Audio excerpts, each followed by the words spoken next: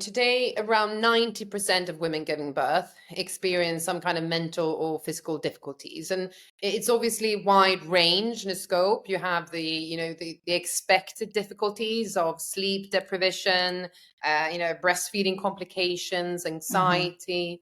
But we do see a big increase in postpartum depression for both secondary and primary caregivers.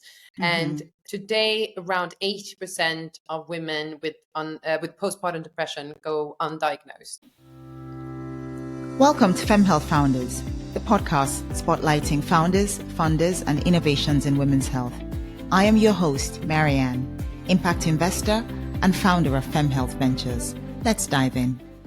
Becoming a parent is one of the most overwhelming life stages that a woman or a family can experience. And many new mothers experience issues such as breastfeeding complications, anxiety, sleep deprivation, and postpartum depression. Now, while most employers offer parental leave of different lengths, many managers lack the know-how to navigate this period, with most HR systems providing basic reporting functionality. Now, for employers, this period in a woman's life can have enormous economic consequences, as statistics show that more than 30% of employees going on parental leave change jobs afterwards or go on sick leave. And so, as employers, how can we support our employees during this period to ensure well-being, which results in employee retention? And today, I'm so excited that I am joined by someone who's actually doing something about this.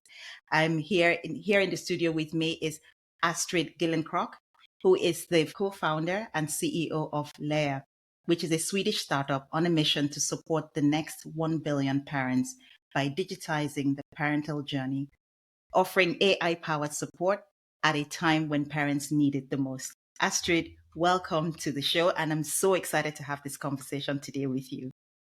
Thank you so much. I'm super happy to be here. Love to talk about this subject. No, I think you and I had already started talking before we actually hit the camera recording. I'm incredibly confident that it's going to be an interesting conversation. I mean, I had to literally stop myself so that we could actually hit the record button so we don't get into the conversation and miss the best parts. This is an engaging topic. This happens to me all the time, that like any touch point, you could be at an investor mingle, you can be like anywhere in the hospital, and I start to talk about what I work with, and it will be a full-blown, in-depth, heart-to-heart within seconds. It's a very engaging topic because it touches a lot of people. And so, Astrid, actually on that point, maybe where we start is what led you to start LEIA Health? Can you tell us about that? So I think one of my personality traits is that I'm a bit of a efficiency nut. So it came very natural to me, the kind of transition to work in digital innovation when it was time to kind of get into the workforce. So I've always worked with digital innovation, business development within that. And at the side of doing work, I've always been very engaged in women and children's rights. And after many years of working in both kind of big global enterprises and seeing kind of firsthand the inequities that came and was attached to starting a family, I was very kind of aware of the problems within this process when I myself got pregnant for the first time. And I have three children and had quite problematic pregnancies. However, I did feel very supported and safe in my pregnancies because I had instant access to healthcare. I was pried and prodded and tested. I had, so much information. Everyone was asking me how I was feeling. And I had numerous of apps to track my health or track the size of the baby and different fruits and all these different things.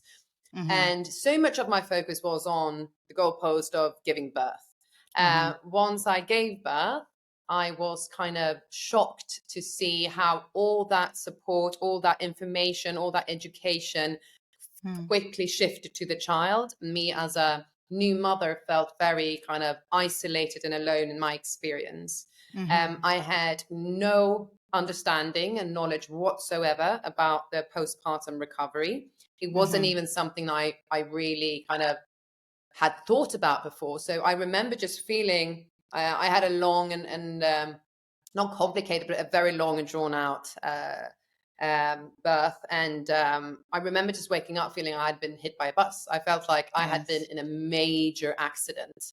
I couldn't move. My muscles were cramping, and everything that happened after that, from my own physical and mental, experience, was just, shocks, surprises, not very happy ones usually. And I really struggled, balancing this vision of what I thought motherhood would be and the reality. I had that vision in my head of, me, just sitting there cozying up with my child and, matching onesies and just like looking into each other's eyes. And I was just, in so much pain. And I had a catheter because I had a birth injury, and, just the fears of, having to go to the bathroom and all those different things that wasn't part of the movie that was playing in my head before. That's right. So that kind of harsh reality of the postpartum experience, I think, was a very big wake-up call. I also kind of, when going back to work, I had worked for a big kind of American company in the UK for many years, and I've just shifted and moved to a Swedish company, and the parental policies are obviously very different. So I also felt that when I didn't take the full parental leave that was offered in Sweden, which is usually between 12 and 15 months, there was a lot of like shame around that. I got a lot of, comments of, don't you want to be a mother, or like, why are you working? You should be home. And so even though there's amazing things of having long and, labor, parental leaves, there's also still so much stigma, both around the postpartum experience, but also like working mothers, finding that balance and transition. So I think up to 3 children, we have a similar experience. You would think that I'd learned, but every, child is a new world, and you have new circumstances.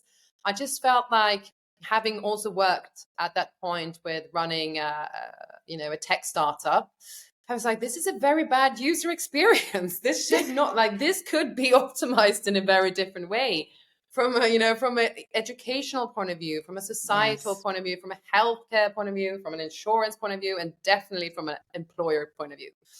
So I came to that conclusion. And in that, I had the lovely serendipity of meeting my co-founder, Sandra, who at that time was head of product for Natural Cycles, which is one of the biggest kind of female health products. And she'd worked with fertility and kind of pregnancy, pre-pregnancy. And she had also, within her journey, both from a Natural Cycles point of view, identified that the massive need, but also the incredible big lack in the market was postpartum, that support and how to kind of recover after childbirth.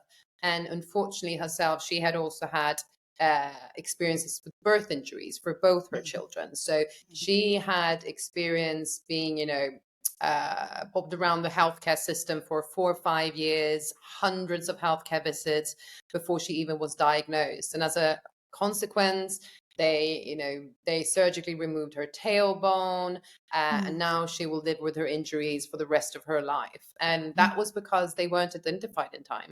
If they would have been, it would have been fine. So she came from a perspective of, we really need to help healthcare identify these women in time and offer the right treatment and help at an earlier time, working more preventively. And I came more from a parental leave and a parental health, knowledge, educational point of view.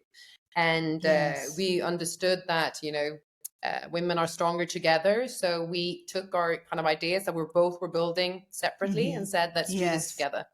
And that was now, God, it feels like forever, and it feels like yesterday, but it was like late 2021, early 22. Yes. No, but that's, you've touched on so many things, Astrid. I mean, you talk about the, sort of the early diagnostics, but also the education and awareness around it. And I think if I think about also my own experience, I mean, like you, I had a lot of support during the pregnancy itself. It was really amazing. And I say to people, honestly, I think we are so lucky and we shouldn't take it for granted that we live in countries like Switzerland, Sweden, the UK, where we have access to really, really amazing healthcare. But I think for me, also, I mean, with my first, I've got two kids, and with my first, I had postnatal depression. I had postpartum depression shortly afterwards. But I think very similar to what you've just touched on, the awareness, I had no idea what that was. And I think I was conflicted because this is a time in your life when you're supposed to be happy. You've just had a baby. So I just couldn't correlate why I was feeling so bad at what is supposed to be the best time in my life. So that awareness really is something that I see as an unmet need because it's something I've experienced myself. And when I don't need to look at the statistics, this is something that not just affects, you and I and Sandra, but really a lot of women out there. I mean, today, around 90% of women giving birth experience some kind of mental or physical difficulties. And it's obviously wide range in a scope. You have the expected difficulties of sleep deprivation, breastfeeding complications, anxiety. But we do see a big increase in postpartum depression for both secondary and primary caregivers.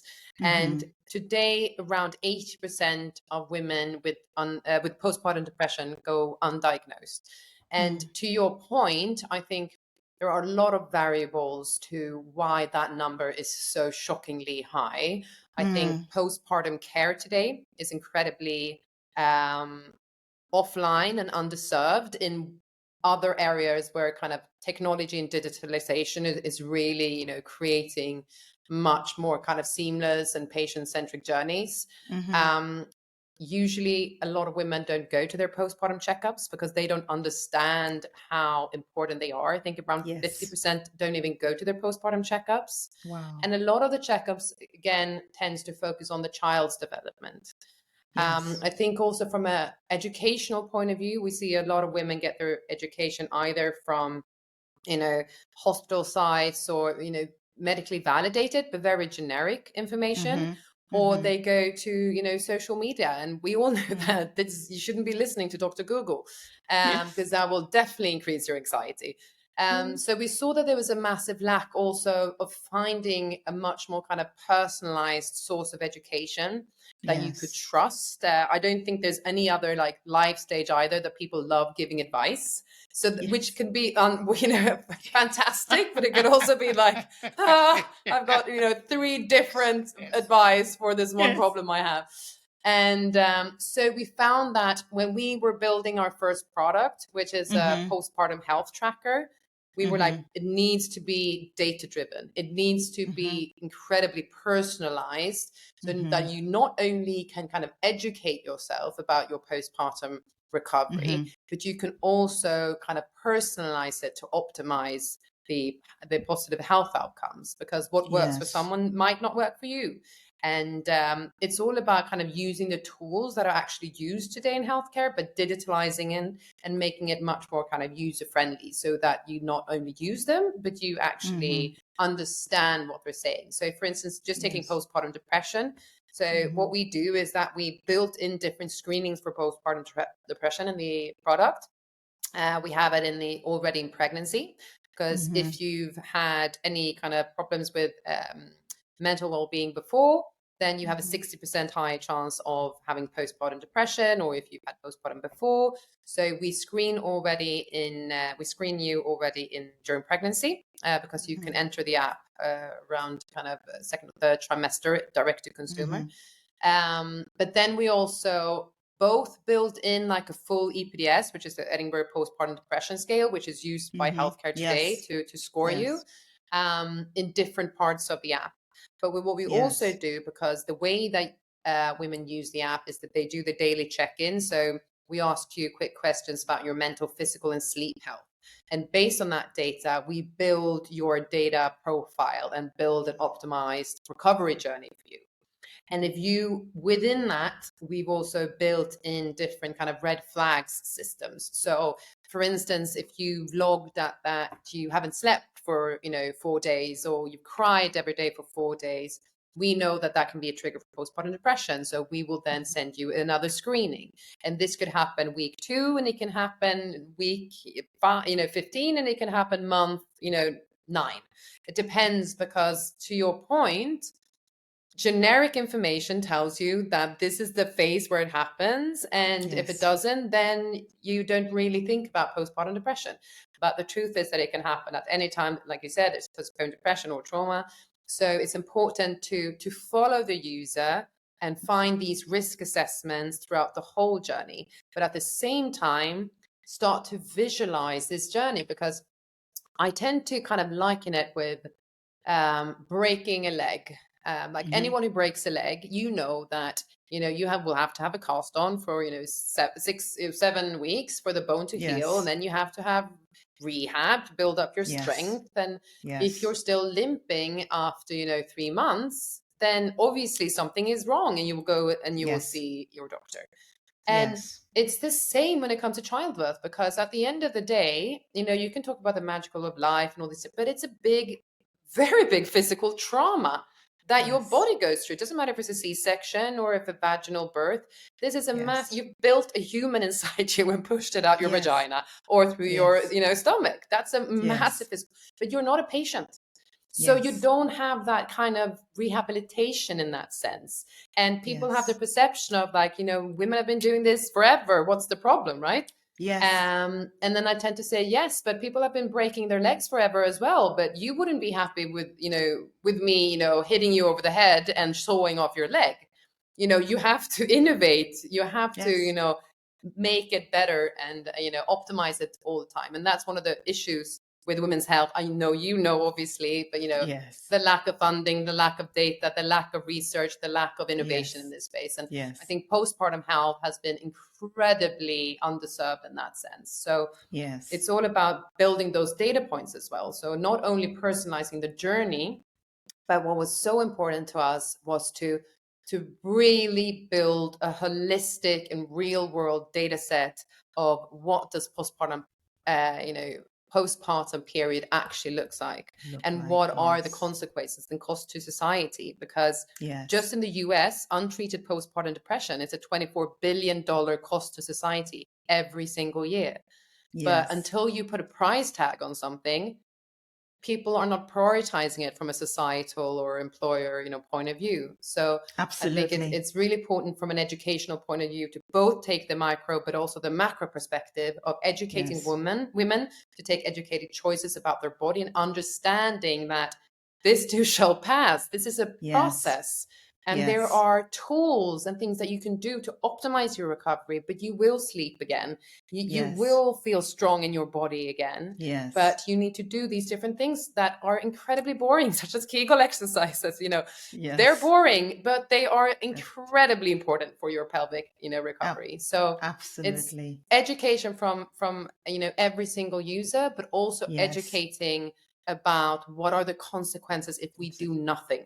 And they are massive. And actually, I want to pick up on something you've said there, because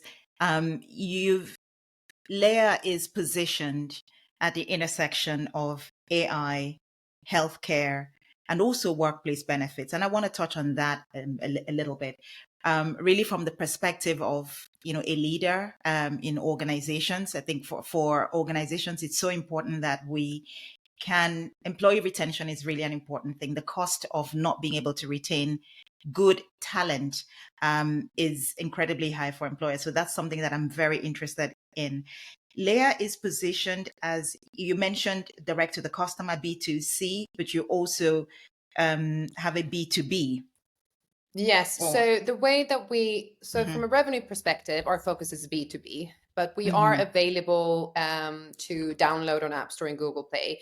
And we have a freemium model where you can screen yourself and do everything for free. And that's to collect as a broad and high quality data set as possible. But from a revenue perspective, we offer our health product to insurance companies. And the reason for that are many, but the key ones are that they do pay out a lot of money. I mentioned the cost of just untreated postpartum depression before. The costs around untreated, physical issues of postpartum are even higher, but it's very hard to actually identify because the data hasn't been collected. But we work preventively where insurance companies can offer bundle their health insurance with us, so we can help to preventively work within the postpartum field. The other reason for that is more from a monetary perspective, I would say, for them, because parents are the number one ICP, so ideal customer for insurance companies, because you don't start thinking about insurances until you start a family, and then suddenly you're oh, I need a house insurance and a child insurance and a car insurance. So they also have understood that at the same time as companies can be change agents, you can't only offer a product anymore. You have to offer the whole kind of value around the area that you operate in as well. So we see more and more, insurance companies starting to add, mental health support or women's health support or, fertility benefits and all these different things. So that's one of the kind of key tracks that we work against. And also working with actually optimizing, insurance coverage because the majority of health insurances exclude postpartum and pregnancy, which is insane. And I'm hoping we should soon be legal, because that's incredible. That is incredible.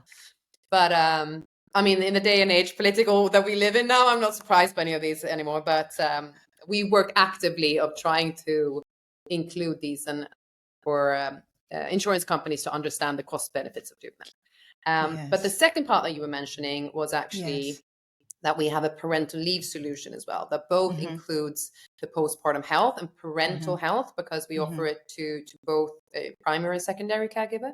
But that also, obviously optimizes their health and the recovery coming back to the workforce. But we also optimize and streamline all parental leave management. And you mentioned before about the benefit, and we actually started out as a benefit, because I think that's usually the natural progression when you have a health product that goes B2B.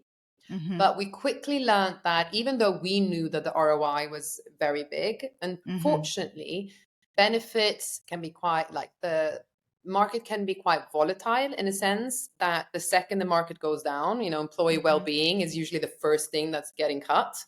And also from a benefits perspective, the markets are either quite saturated or, like here in the Nordics, it's quite new and people are not really reinforcing it. So we, from a company and business perspective, one of the things that I love the most are really finding those pain points that makes a product a nice to have to a need to have.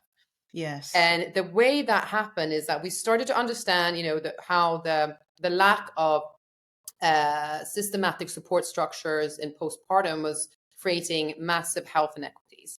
But we were also identifying how the lack of systematic support structure in the workplace were creating massive inequities when it comes to kind of gender kind of inclusion and women kind of thriving in the workforce. And when we were trying to drill down to the problem, what we didn't see it as being a benefits issue. What we saw was that, and what the big kind of realization was that 80% of the global workforce today are or will become parents. So parental leave, whether you like it or not as an employer, it will happen. And it's a very repetitive and core function of HR. However, it's never been disrupted, it's never been digitalized, and it's never been innovated within. So what happens today is that you have these generalist HR systems, and you go in either as a manager or an employee, and you put that you're going to be on parental leave. And all it does is basically record when you're going, when you're coming back, and how much you'll be getting paid. But what was lacking was the process around it. Like, how do I, as a company, support and maintain our key talent when they're Yes. going through this incredibly natural but incredibly overwhelming, probably the most overwhelming life phase in their Yes. professional life. But Yes. also from a manager point of view, what shocked me so much is like how much money companies pay or spend on leadership trainings. Yes. But yet there was not one single course of leadership training when it comes to how do you support someone going through this transition. Yes. This repetitive core thing that happens to majority of your employees. There was nothing. Yes. So we saw that the combination of lack of support from a health perspective and the lack of support from a kind of from a human perspective when it comes to having this process, we saw that there was a massive gap. So 90% of all the employees that we interviewed, thousands, said that there was no support, and that was why they started to leave. And that's how those kind of numbers that you mentioned in the beginning, almost 40% of employees change jobs after parental leave, and almost 30% go on sick leave. And that is costing companies millions a year. So that's when we kind of identified our sweet spot and our positioning.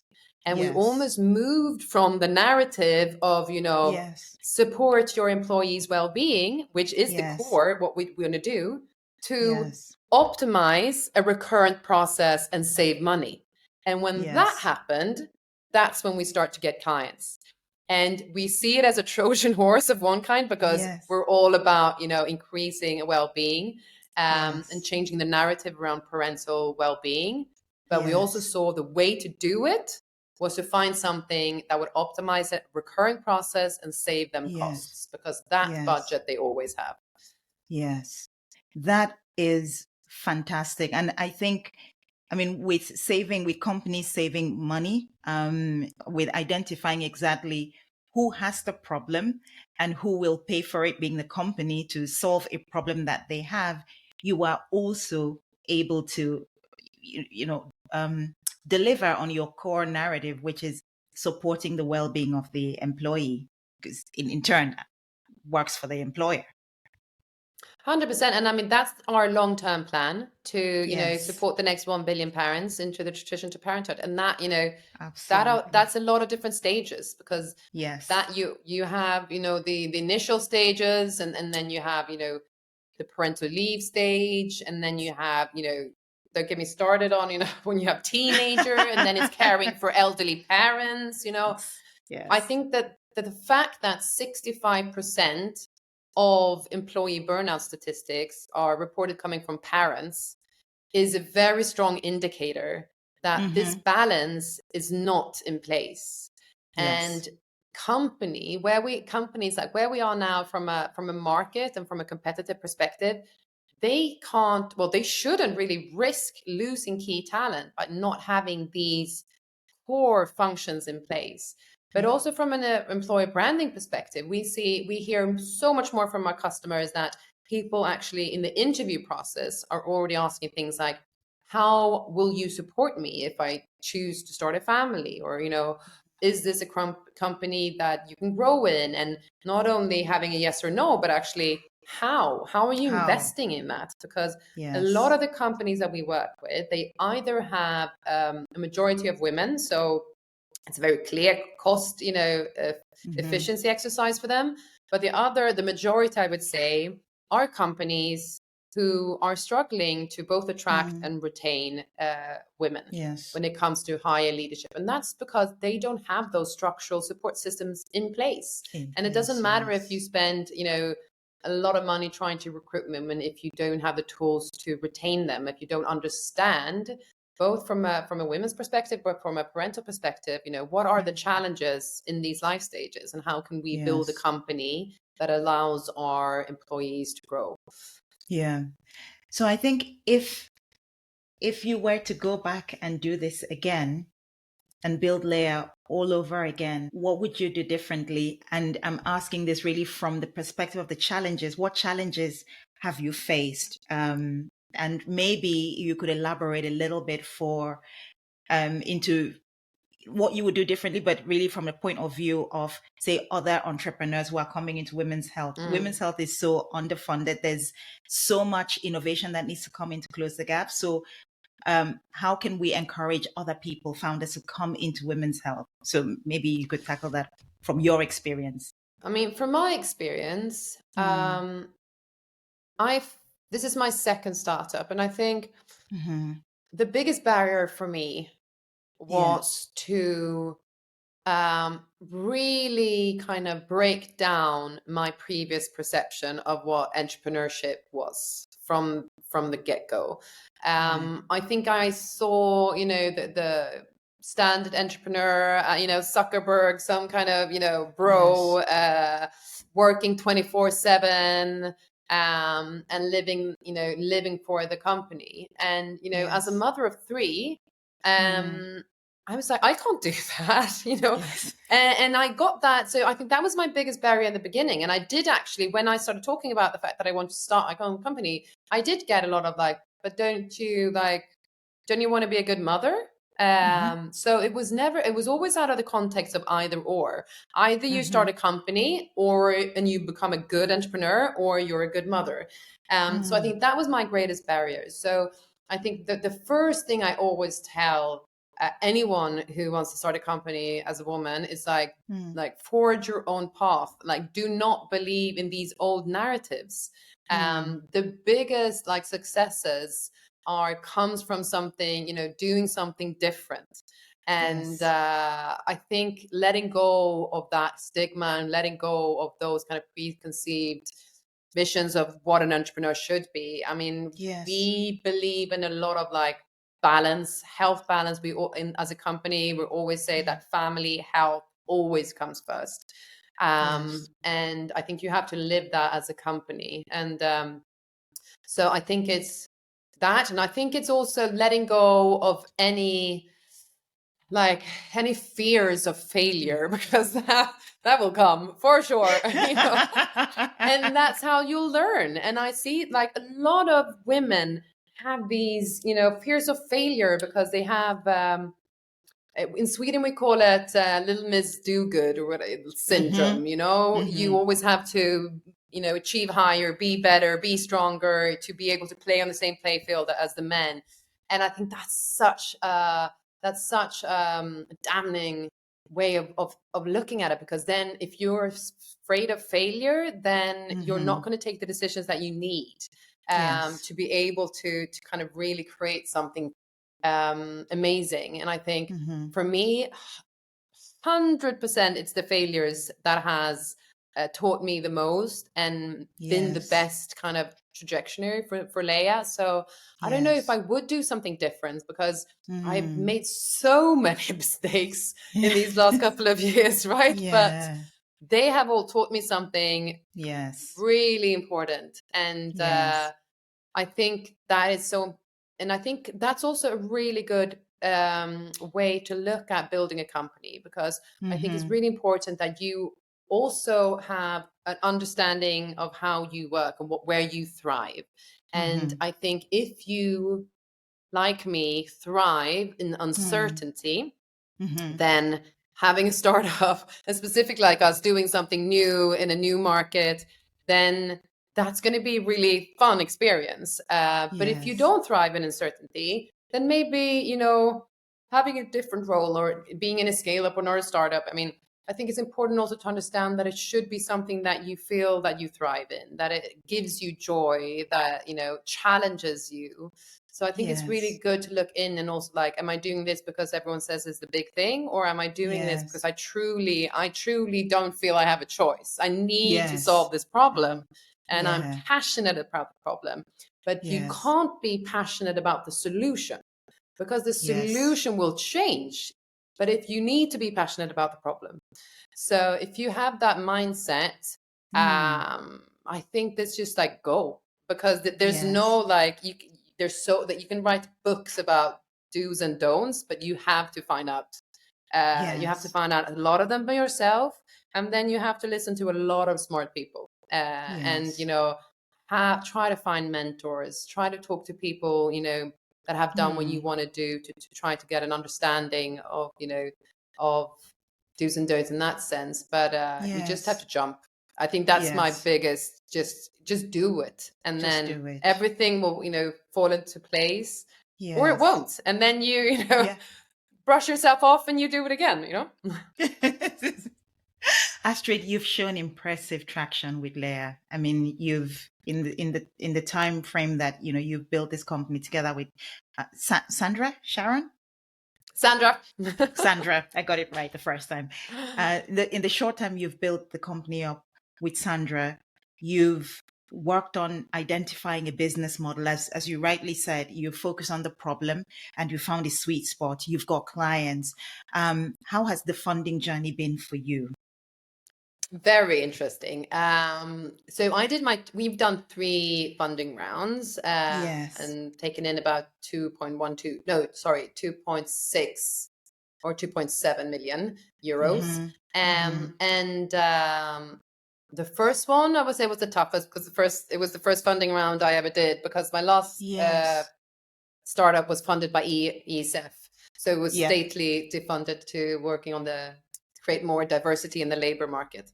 But so it's always the first that's the hardest, right? And then, but I got a group of angels together. What I learned was it's finding that number one that is the most important, and making sure that person is a networker, because the way that it worked for us was like finding this one person, and then that person brought that person along, and that person brought that person along, and then it felt like my angels just sorted the whole round out. And I love my angels. They've been so supportive from the start. They're people who are passionate about the problem we're trying to solve. They're always supportive. I think it's incredibly important for a founder to really understand and value the value of an investor, but also understand how much on the other side. And an investor sometimes has the power to make or break a company, especially at the later stage when they have more kind of ownership. So that one was a really joyful experience for the first round. And the second round, we did a pre-seed. We got 3 institutional investors on board, impact and digital health investors. And that was at the height of the, when everything was going so well from a market perspective. Female health and femtech and female founders were massively trending as an investment trend.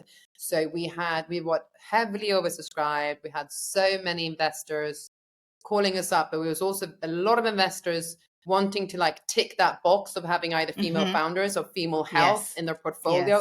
They didn't really care, about the problem, and they didn't really understand it, but they just wanted to have that, So that went really quite easy as well. But the trickiest one is now we're fundraising in kind of Q2, Q3 this year. And I think out of the maybe 10 female health companies, startups that start at the same time as us, about 8 does no longer exist because they couldn't get the funding. And we see that the trends have obviously now moved over, obviously to AI or, data security, all these different things. So now I would say investors, they're also very much more risk, averse in that sense. So it's a interesting, I feel like this time around, I've really kind of faced, because I've started having conversation, and already from those early set conversations, because it's always good to know what would you expect at this stage? What would you want to see to invest when we do this round, right? You want to have those long-term relationships. And it's already, you can see that the goalposts are moving, because, we have a very good ARR. We have very, big clients, global companies. And a year ago or a year and a half ago, it would have gone in 2 seconds. But now it's you only have, 5 big enterprise. We would want to see 15, or you only have, so it's continuously pushing kind of the goalpost. And also we're a seed company, but suddenly you start hearing Series A metrics, So I've really experienced that. And then there is the very depressing data, of, I think in Sweden it's 0.7. I think in Europe it's 2.2% of the total capital that actually goes to women-led teams. So, and nothing has really changed in the last years. So it is obviously a massive barrier. I know out of the women who, are doing fundraising right now, it is taking them double the amount of time. They will have to really kind of prove well above like a seed stage metrics. And at the same time, you have an AI or a fintech company that raises the same amount with two guys based on a PowerPoint. So now you can, like, when things are hard, you start to see the gaps in the way that works, because I think when things are hard, both from a capital, from a VC perspective, they start from a risk point of view, thinking at it from different levels. And when they feel that there's a high risk, they base that on, like, can I really resonate with the problem, or do I really resonate with the founder? And, do I feel secure in that? And if, the majority are fintech, like finance guys, then they're not going to have the same kind of instant recognition in the problem you're solving, or you as a founder. And then suddenly that they feel that that's a high risk because they don't really understand it. So I think a lot of prejudice comes in like high risk situations. And it's a tougher market now for sure. I will know more in a couple of months, but it's definitely a tougher market right now, I would say. And unfortunately, a lot of amazing women's health companies are no longer here. Yeah, no, it's, I think what you say also resonates with me. And this is why we set up this angel network, where we really try to bring people together to back founders into women's health. And I think you need, and this is just a perspective, and I'd love to hear your take on it, but I think that you need a different kind of investor when it comes to women's health, because we see the longer sales cycles in women's health. We see more hurdles, which, an AI fintech software as a service company might not necessarily face, such as regulatory hurdles and so on. And so I think the fact that women's health has been so underfunded and under-researched for so long presents a huge opportunity from an investment point of view. I feel like the VC sort of funding model or the timelines is not quite aligned with women's health. That's it. That's my view, and I'd love to hear your thoughts on that. I mean, you're really kind of spot on there, and I think the one of our kind of key investors is an impact investor led by two women, and they 100% know these issues that face, women founders or female health, products. And they've been incredibly supportive from the get-go. I'm happy to do a shout out. Unconventional Ventures. Very, and I have Christina Youngberg as well from the Case for Her. And it's like, if you have those kind of investors on board, they understand the timings, they understand the barriers, and they kind of support you in that. And I think where we actually are seeing, there's a potential, I think it's really an exciting opportunity, but we also see from investors like to put some things in a box, are you a fintech? Are you defense tech? Are you femtech? And the way that we work is like, we go where the problem is. We go where the problem is a need to have. So they actually have a problem with us sometimes having, we both solve the, health problem, but we also solve the parental, because we see like we're a parent tech. We're looking at all these different stages of a parent's life, and we find solutions within that. And then you have, but, I'm a health investor. I only want to, invest from the health perspective, and because we're building a lot of predictive models within postpartum and pregnancy. So we will be able to identify risk already in pregnancy and a lot of these postpartum issues. And they're really fascinated about that, and they want to keep talking about that. And then you have, the SaaS investors, because we sell the parental leave solution as a SaaS model. And they start they want to hold us up against, hardcore SaaS metrics. And so I think they are struggling a bit of like, what animal are you? Where should we put you in, And I think that's really interesting, but I think that's also a problem because they know their field, and they understand, SaaS enterprise, or they understand health tech, and we are in the intersection of those two. And we see that that's what makes our product really unique, and that's how we work really unique. But there's a balance, right, of opportunity and risk in investors' eyes. So what we tend to do, and where we see a really good fit, back to your point, is impact investors, because they don't look at what box are you at. They look at what impact do you create, what changes do you create, can you quantify that change? And we 100% can.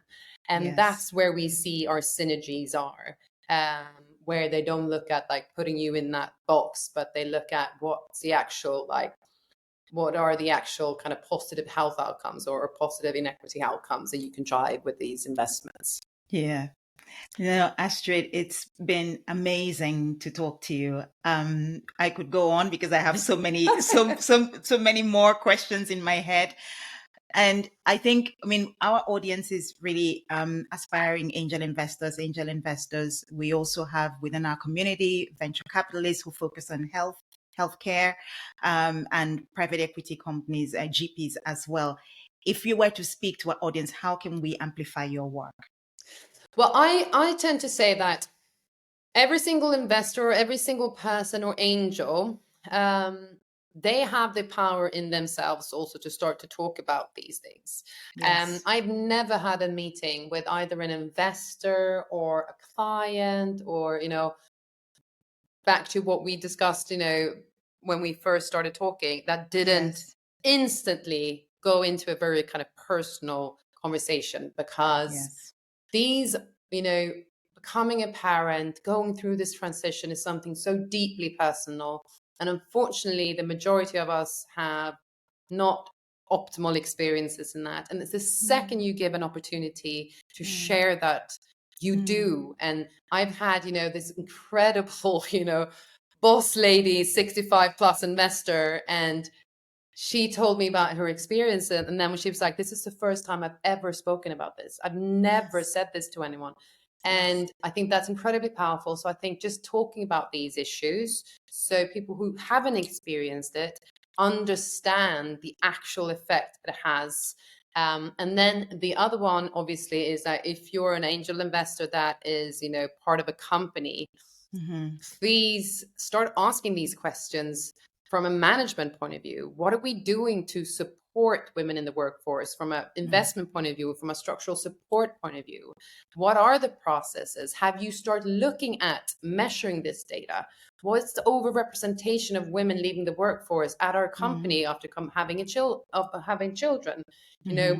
Starting to measure is the number one theme, because I think the problem, and specifically in the UK, we work a lot with the UK market. We have like Merck Pharmaceuticals, one of our biggest clients in the UK, and it is not being measured. So companies are not truly understanding the monetary effect this problem is causing.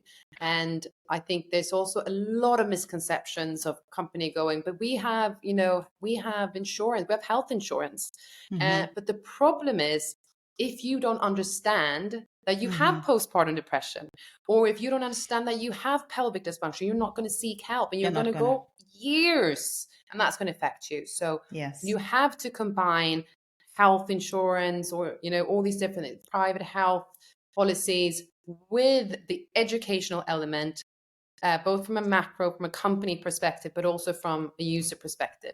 And I think starting to ask these questions in your company, I think is incredibly important as well to future-proof the company, because at the end of the day, I'm obviously very passionate about this problem, but it's also a no-brainer business decision. It's like companies, you can see like in the UK right now, there are government have just released new neonatal paid leave legislations. A lot of different, markets and governments are starting to look at these issues. So either you come unprepared and it will cost you even more to set these compliances and structures up at your company, or you start looking at these things right now to future-proof your product. Because at the end of the day, I come back to that number with my customers all the time. It's like it's 80% of the workforce that this will happen to. It is not a minority problem. This will affect you. And you better be kind of prepared and do the work now. Astrid, thank you so much. I think what I took away from your passionate speech is as investors, you're not just looking for investors, but you're looking for us to be advocates. You're looking for us to be, and it's not just about creating awareness, but also take action by measuring, by facilitating these conversations, but also facilitating the means to create the awareness of the scale of the problem and lobbying also for change, so that we can bring in the solutions that help not just the company, but also our workforce. 100%, but also the money. Absolutely. Because we need the funding. Because this is the biggest barrier. This is the biggest barrier. I mean, you can have advocates, you can have great advice, you can have all these different things, but if you don't have the capital, we need the funding. Nothing will happen. We need the all the other things are great, but we need the funding. we need to move the needle from 2% to 2.2% to female 100%. Founders. We need to move that needle. Definitely. We need to change that conversation. Astrid, it's been wonderful. Thank you so much. And that's a wrap. If you enjoyed this episode, then please subscribe, leave a comment, and share it with someone who'd love to join the conversation. Don't forget to follow us for more insights into the future of women's health. Thank you for listening, and until next time, stay curious, stay inspired, and keep championing the health of women everywhere.